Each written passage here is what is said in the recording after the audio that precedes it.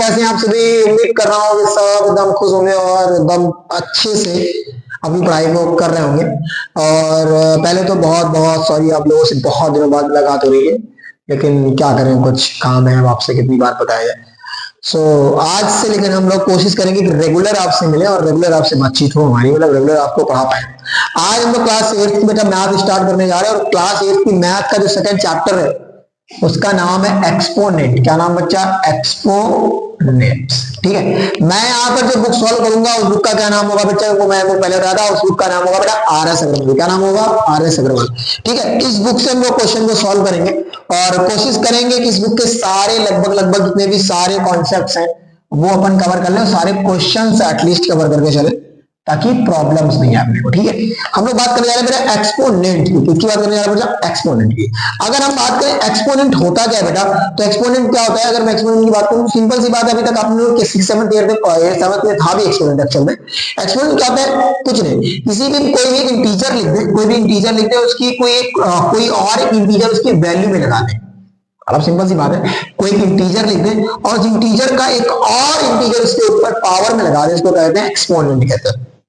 Exponent मतलब किसी चीज के ऊपर एक्स फैक्टर, मतलब किसी चीज के ऊपर उसको जो मतलब किसी चीज के ऊपर किसी और कोई पावर लगा देना, इसे क्या कहते हैं? एक्सपोनेंट कहते हैं। ठीक है, आइए छोटे छोटे से बेसिक थोड़ा सा फॉर्मूला मतलब थोड़ी छोटी बेसिक्स याद कर लेते हैं जो हम लोगों ने 7th में एक्चुअल में पढ़ी थी। क्या होता है, जैसे अगर कोई भी नंबर, इसमें बात करें कोई भी नंबर है, अगर उसके ऊपर बाई 2 पावर लगी, जितनी भी पावर लगी है, इसका मतलब क्या होता है कि वो नंबर उतने टाइम्स मल्टीप्लाई होता है। जैसे यहाँ पर लिखा हुआ है, अगर 3 की पावर 2 लिखी हुई, इसका मतलब 3 कितनी टाइम्स मल्टीप्लाई होगा बेटा? 2 टाइम्स मल्टीप्लाई होगा। कभी कभी बच्चे क्या करते हैं कि सर इसका मतलब है कि 2 इंटू में 3 6 आ जाएगा, बट ऐसा नहीं होता।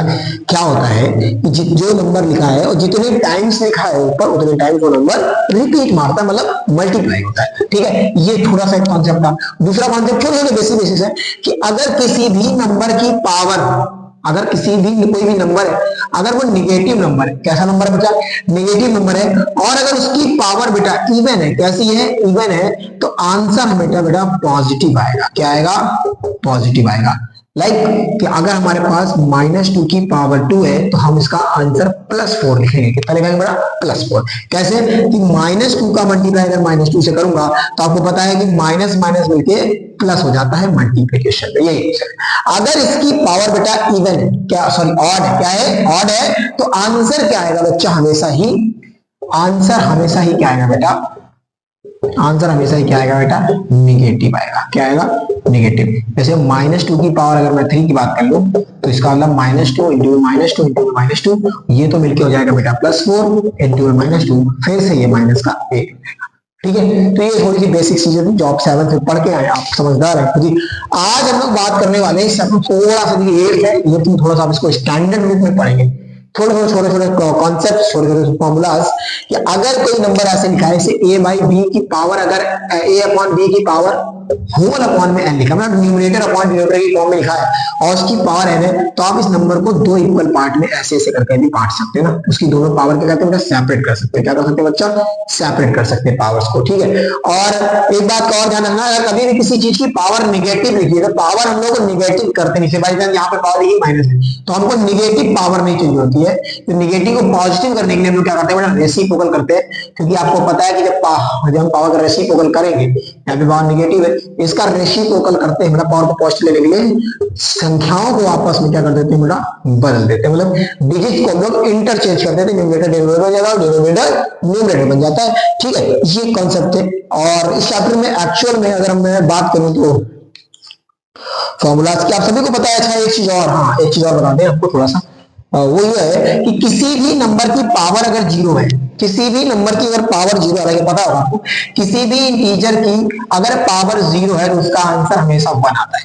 अगर लिखा हुआ है a/b की पावर 0, इट मीन्स इसका आंसर 1 रहेगा। इसे अगर यहाँ पे लिखा हुआ 2/1000 की पावर 0, तो कुछ भी हो जाए इसका आंसर 1 ही रहने वाला है। ठीक है, किसी भी चीज की अगर पावर 0 है तो इसका आंसर हमेशा बेटा 1 ही आता है, इसमें कोई बहुत बड़ी बात है। आइए छोटे छोटे कॉन्सेप्ट के साथ हम लोग चैप्टर में बढ़ते हैं और चैप्टर में एक्सरसाइज की तरह चलते हैं। अच्छा छोटे मोटे फॉर्मूलाज में, अच्छा लॉज ऑफ एक्सपेरिमेंट्स, चलिए लॉज की बात करते हैं। जब अभी लॉस हम सोच रहे थे इसके बाद में बताएंगे एक्सरसाइज करने के बाद, लेकिन कोई बात नहीं, जब वो पढ़ा रहे हैं तो अपन क्यों ना पढ़ाएं, हम लोग पढ़ लेंगे, कोई बात थोड़ी इन लोगों को नहीं आते।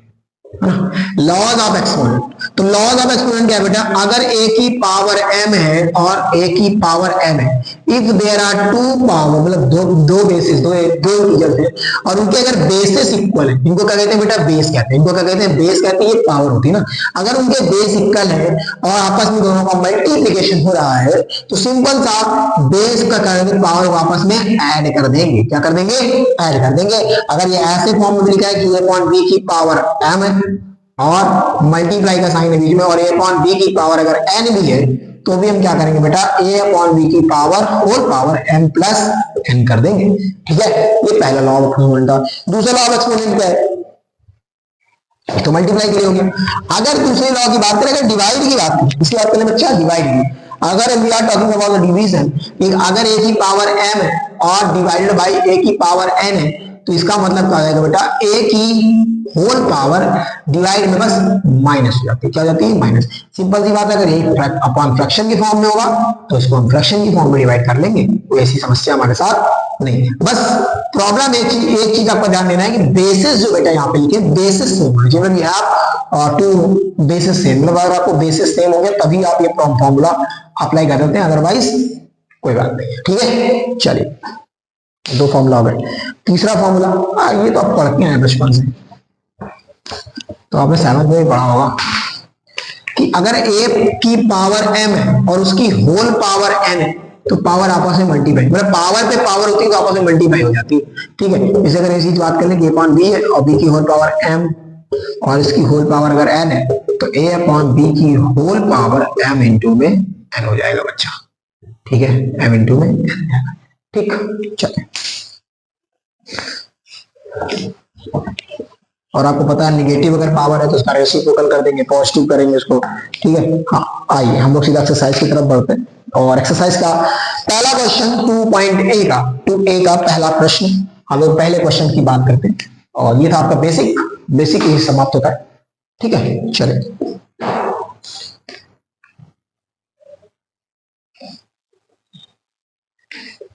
एक्सरसाइज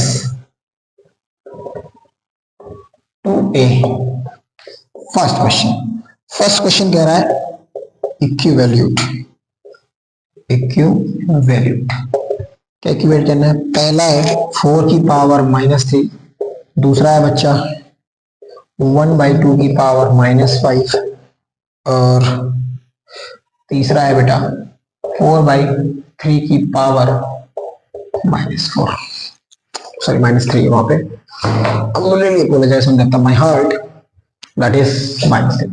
चलिए बेटा यहाँ पर देखेंगे तो इसकी पावर -3 लेगी, हमको पता है कि हमको पावर कभी भी निगेटिव नहीं चाहिए होती, वी नो दैट, तो हम पावर्स को निगेटिव नहीं करेंगे, हम क्या करेंगे, इसका रेसिप्रोकल, आप सबको पता है कुछ नहीं चाहिए, तो इसका पावर हो जाएगी 1/3, अब पावर पॉजिटिव हो गई।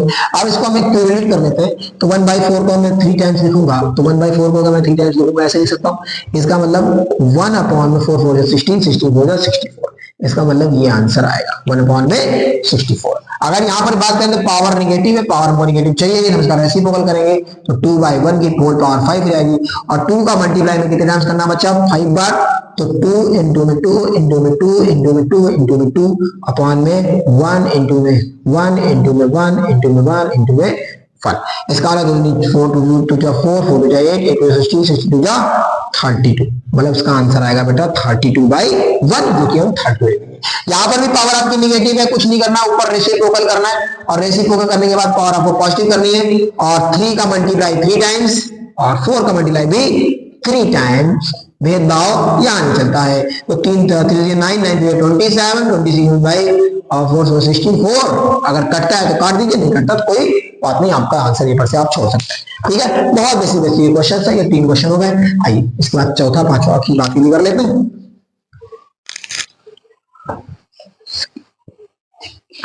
हाँ, अगर हम फोर्स की बात करूं, मैं बुक इसलिए लेके पढ़ा रहा हूँ ताकि आपको ये न लगे कि सर बुक कौन सी इस्तेमाल कर रहे हैं, खाली हमसे बोल दिया RS अग्रवाल, तो आप देख लीजिए RS अग्रवाल में क्लास 8 की है, 8 की RS अग्रवाल है, मेरे स्टूडेंट की बुक है, और उसी से मैं देख के पढ़ा रहा हूँ, ऐसे कोई है नहीं मेरा। एक्चुअली पिछली बार मेरे पास बुक नहीं थी तो मुझे फोन से पीडीएफ डाउनलोड करके पढ़ानी पड़ रही थी, बट कोई बात नहीं, इस बार अपने पास बुक भी है। हाँ, तो पावर यहाँ पर क्या बेटा निगेटिव, अगर पावर निगेटिव होती तो पहले मेरा सबसे पहला धर्म है कि मैं पावर को पॉजिटिव करूंगा, तो मैं पावर को पहले पॉजिटिव करूंगा तो मैं इसको 1 में माइनस का 1/3 लिख दूंगा, पावर को पॉजिटिव कर दूंगा, कोई अंदर की पावर भी निगेटिव लगेगा। अब मुझे पता है कि अगर पावर इवन है तो आंसर पॉजिटिव आएगा, क्योंकि यहाँ पे निगेटिव है तो आंसर पॉजिटिव आएगा। इसका मतलब है कि 1/3 इंटू 1/3 1/3 इंटू 1/3 दैट इज 1/81 आएगा पॉजिटिव। क्या आएगा बेटा? पॉजिटिव आएगा। हर बार आपको मल्टीप्लिकेशन में निगेटिव दिखा दीजिएगा और उसके बाद आपको पता है अगर 4 बार निगेटिव है इसका मतलब पावर इवन है, और अगर पावर इवन होती है तो आपका आंसर हमेशा पॉजिटिव आता है। ठीक है, यहाँ पर पहले हमारा धर्म क्या बनता है कि हम इसको पावर को पॉजिटिव करें, अंदर वाले को बाद में देखेंगे, पहले बाहर वाले को निपटा दिया बाहर वाले को। अब अपन को क्या करना है बेटा? 2/-3। अब अपने पास ये है 2/3, हाँ ये है ना अपने पास। अब इसको क्या करना है बेटा? पावर ऑड है, पावर ऑड है तो आंसर हमेशा ऑड भी पास निगेटिव ही आएगा। तो 3 इंटू में 3 इंटू में 3 इंटू में 3 इंटू में 3 5 बार, और अपॉन में 2 इंटू में 2 इंटू में 2 इंटू में 2 इंटू में 2। तो 3 9 9 27 20 81 81 3 3 8 24 2 4 3 4 43 माइनस 4 4 8 8 4 16 7 4 8 32 32। ठीक है, ये आंसर आएगा। आई होप आपको पहला क्वेश्चन अच्छे से समझ में आ गया। आइए क्वेश्चन नंबर सेकंड की बात करते हैं।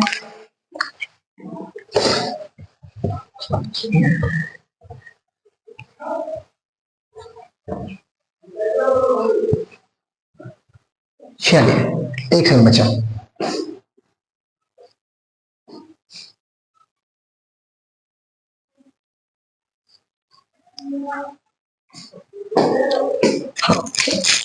अगर मैं बात करूं आपके क्वेश्चन नंबर सेकंड की, वो भी इंक्लूड करने के लिए कह रहा है। पहला प्रश्न है क्वेश्चन नंबर सेकंड का कि 5/3 की होल पावर 2 इंटू में 5/3 की होल पावर 2। अब यहाँ पर आप क्या देख रहे हैं? आपको कंफ्यूज करने के लिए उन्होंने चीज रखी है कि पावर भी सेम कर दी है बेटा और बेस भी सेम कर दिया, तो आपको कंफ्यूजन नहीं होना है। आपने क्या पढ़ा है कि a/b की पावर अगर m है और a/b की पावर अगर n है तो क्या हो जाता है बेटा? अगर वो क्या हो जाता है बेटा? वो हो जाता है a प्लस a/by की b की पावर m प्लस n। ये वाला फॉर्मूला को लगाना है। तो इसका मतलब 5/3 की होल पावर में क्या कर सकता हूं बेटा? 2 प्लस 2 दैट इज 5/3 की होल पावर 4। इसके बाद आप चाहें इसको सॉल्व कर सकते हैं फर्दर, अदरवाइज 3% भी आप आंसर छोड़ सकते हैं। अगर पीछे यहाँ का आंसर है तो ठीक है, वरना इंक्लूड करने के बाद तो 5 का 4 बार मल्टीप्लाई करिए और 3 का भी 4 बार मल्टीप्लाई करिए, आंसर आ जाएगा। ठीक है,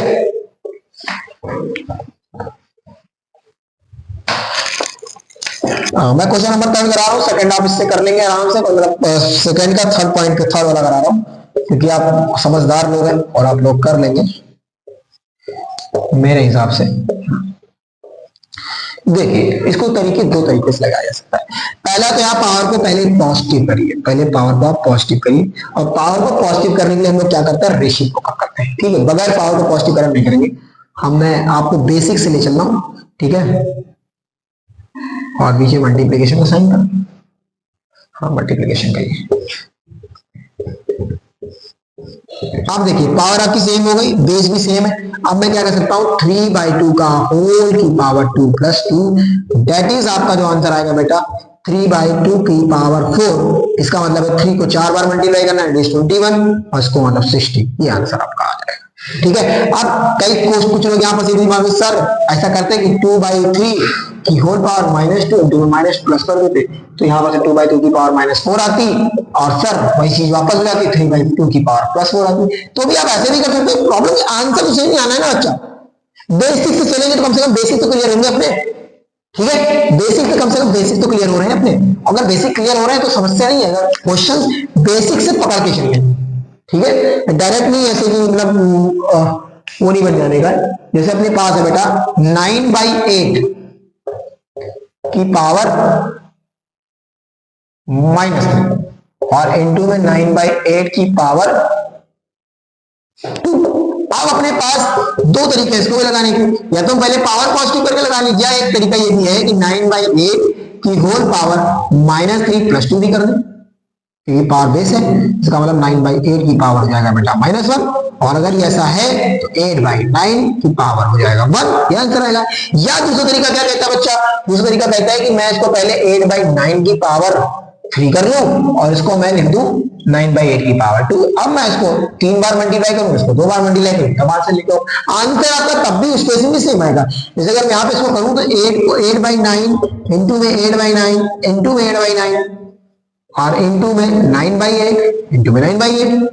अब देखो ना यहाँ पर से एक 9 से एक 9 करा, एक 9 से एक 9 गया, एक 8 से एक गया, एक 8 से एक गया, कितना है 8/9 का। तो आंसर यहाँ से भी सेम आ रहा, वहां से भी सेम आ रहा, प्रॉब्लम नहीं आएगा जी। चाहे उससे करें चाहे उससे करें, जिससे आपको मर्जी हो आप उससे कर सकते हैं, कोई ऐसी प्रॉब्लम होने वाली नहीं। ठीक है, चलिए मैं आपको मिलूंगा नेक्स्ट वीडियो में नए क्वेश्चंस के साथ। तब तक के लिए बने रहे मेरे साथ और thank you for watching me.